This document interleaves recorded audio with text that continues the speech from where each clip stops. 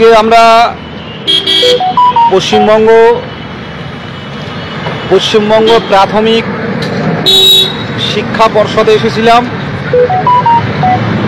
বেশ কিছুক্ষণ প্রাথমিক পর্ষদ সভাপতি গৌতম পাল মহাশয়ের সাথে আমাদের কথা হয়েছে।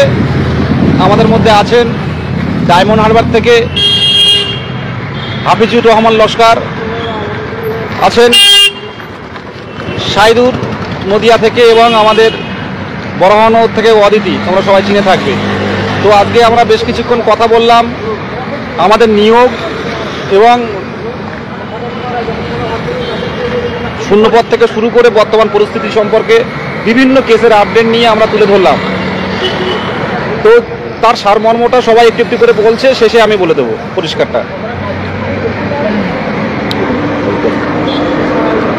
স্যার আমাদের বললেন যে ভ্যাকেন্সি রেডি আছে, গ্রিন সিগন্যাল পেলেই স্যার আমাদের রিক্রুটমেন্ট দেবেন। আর চিন্তা যেন না করা হয় এই বিষয়গুলো নিয়ে। মোটামুটি স্যার আপাতত মানে পজিটিভ বার্তাই আমাদেরকে দিয়েছে।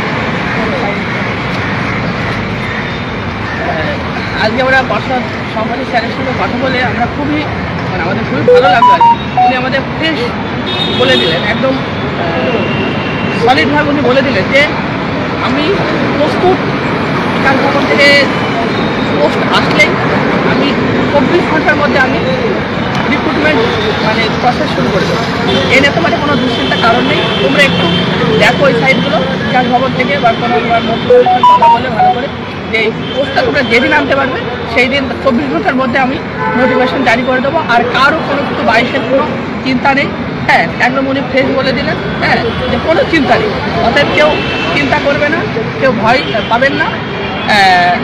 আমাদের নিয়োগ 2026 সালের আগে হবে উনি আশ্বাস দিলেন। যদি হাতে 2 মাসের সময় থাকে, 2-3 মাসের মধ্যেও উনি বললেন যে আমি নিয়োগ করে দিতে পারবো, যদি আমার পোস্ট এনে দিতে পারবো।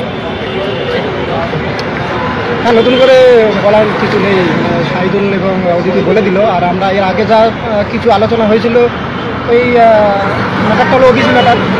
উনি বললো এটা দ্রুত মিটে যাওয়ার একটা পথ বের হচ্ছে, আশা করি তো দ্রুত মিটে যাবে এবং দ্রুত নিয়োগে চলে যাবে। উনি ছটফট করছে নিয়োগের জন্য, তো এই আইনি ব্যাপার জটিলতা আছে বলে উনি পাচ্ছেন না, তবে খুব তাড়াতাড়ি নিয়োগ হয়ে যাবে। উনি বললেন সবাই আমরা তাদের মধ্যে আছি, কিন্তু এই তাপ বেশি দিন থাকবে না, আশা করি।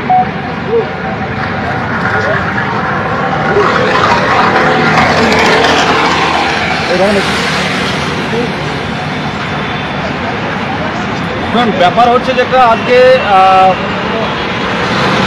স্যার দেখা করেছিলেন, আমরা এসেছিলাম, আমরা 4 জন এসেছি।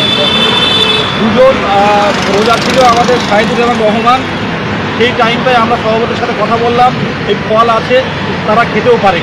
সেই টাইমটাও একটা শুভ লক্ষণে সারাদিন না খেয়ে আমাদের যারা ইফতার করবে সেই অবস্থা কিন্তু স্যারের সাথে আমরা কথা বললাম। তো পরিষ্কারভাবে বলছি, 2022 প্রাথমিক টেক যারা অলরেডি কোয়ালিফাই করে আছেন, পূর্ণ প্রশিক্ষিত ডিএলএড এবং টেক পাস যারা করে আসেন, যেই কাজ করেই হোক না কেন কোনো সমস্যা নেই, পরিষ্কারভাবে জানাচ্ছি। এছাড়াও প্রশ্নভুল নিয়েও সরকার কিন্তু কোনোভাবে কিন্তু প্রশ্নভুল কেসটা কিন্তু হালকা দেবে না, লড়ে যাবে।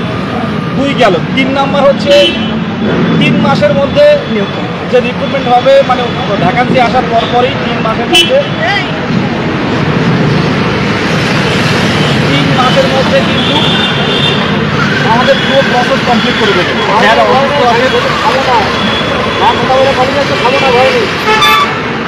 বেশ কিছুক্ষণ কথা বলেছিলেন, অসুস্থ আছে, তো তার মধ্যে কিন্তু সব বিষয়গুলো আমরা তুলে ধরেছি। এবং শেষ পর্যায়ে যেটা কথা হলো, আমাদের চিন্তামুক্ত থাকবে। বারে বলছেন, আমি একই কথা বারবার বলছি, নিয়োগের বিষয়টা এখন সরকারের মুখ্য উদ্দেশ্য এবং পর্ষদেরও উদ্দেশ্য একই, নিয়োগ করা। বিধানসভা ভোটের আগে একটা বড় সংখ্যার নিয়োগ করা। স্যার বারবার বলছিলেন যে কোনোভাবে টেট উত্তীর্ণরা কিন্তু বিজেপি তারা কিন্তু বসে থাকবে না, তারা কিন্তু সবাই বেরিয়ে যাবে, কেউ চিন্তিত হবেন না। আর যে কথাটা আমাদের সবারই একটি মুখ্যমন্ত্রীর দৃষ্টি আকর্ষণ, একটা প্রসেসে প্রপার প্রসেসে ওনার কাছে ডেপুটেশন দেওয়া, এইসব বিষয়গুলো আমাদের করতে হবে। স্যার এইসবগুলো বলেননি, স্যার যেটা বললেন যে শুক্রবার যত তাড়াতাড়ি আসবে আমরা নিয়োগ প্রসেস দুটো করে দেবো, সব রেডি, 3 মাস সময় নেবেন, আমরা কিন্তু নোটিফিকেশান পাবো। সব থেকে বড় বিষয় স্যার চাইছেন কাউকে বঞ্চিত না করতে। 2022 কেউ বঞ্চিত হবে না, এটুকু আমরা মানে স্যারও চাইছেন অ্যাসিওরিটি। আর একটা জিনিস 2022-এর উত্তীর্ণ ডিএলএড যারা আছেন কেউ বঞ্চিত হবে না, কোনো সবাই চিন্তামুক্ত থাকে, বাতিল হবে না, কোনো কেউ ভয় পাবেন না। প্রসেস থেকে বাতিল হবে না। আপাতত যেটুকু বলার, আমাদের শূন্য পদের দিকে একটা টার্গেট রাখতে হবে। আর প্রত্যেকের উদ্দেশ্যে বলছি যে আসুন একসাথে মিলে অন্তত শূন্য পদের দাবিগুলো তুলে ধরি। বিভিন্ন ক্ষেত্রে শূন্য পদের দাবি রাখলে দেখুন, একাডেমিক বলুন, সমতা মঞ্চ বলুন, বা আপনার কি ওবিসি বলুন, বা যাই বলুন না কেন, জেনারেল কাস্ট বলুন, প্রত্যেকেরই কিন্তু শূন্য পদ যদি আসে তাহলে কিন্তু কোনো সমস্যা হবে না। নাহলে চারিদিকে কিন্তু বিভিন্নভাবে এই নোটিফিকেশান আসার সাথে সাথে একটা কিছু ঝুলিয়ে দেওয়ার একটা প্রয়াস কিন্তু চলছে। আমরা জানি না, আপনারা জানেন না, যারা কোর্টে ঘুরে বেড়ায় তারা জানে। আমরা স্যার ওই কথাটাও বললেন যে এখন উকিলরা মানে যাই হোক, যারা যা করে করুক, কিন্তু আমরা স্বচ্ছ পথে যেহেতু দেরি হচ্ছে, আশা রাখছি কোনো সমস্যা হবে না আমাদের। যে যে জেলায় শিক্ষামন্ত্রী এবং মুখ্যমন্ত্রী যাবেন, আপনারা দয়া করে সেখানে ডেপুটেশনগুলো দিন যে শূন্যপদ আমাদের দেওয়া হোক, পর্যাপ্ত যে পরিমাণ শূন্যপদ আমাদের দাবি সেগুলো যেন তুলে ধরা হয়। যে যে জেলায় শিক্ষামন্ত্রী বা মুখ্যমন্ত্রী যাবেন এই প্রসেসগুলো কিন্তু আমাদেরকে চালিয়ে যেতে হবে। ঠিক আছে, সবাই ভালো থাকবেন, হ্যাঁ ভালো থাকবেন, কেউ ভয় পাবেন না। ঠিক আছে।